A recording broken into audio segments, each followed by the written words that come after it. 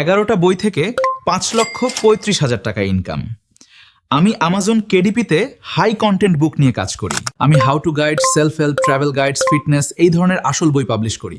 আর মাত্র 11টা বই থেকে 5,35,000 টাকা ইনকাম করেছি। এখন আমি একটা চ্যালেঞ্জ নিয়েছি। আগামী 6 মাসে আমি $1,000 ইনকাম করে দেখাবো, একদম স্ক্র্যাচ থেকে। আপনাদের সামনে কিছুই লুকাবো না।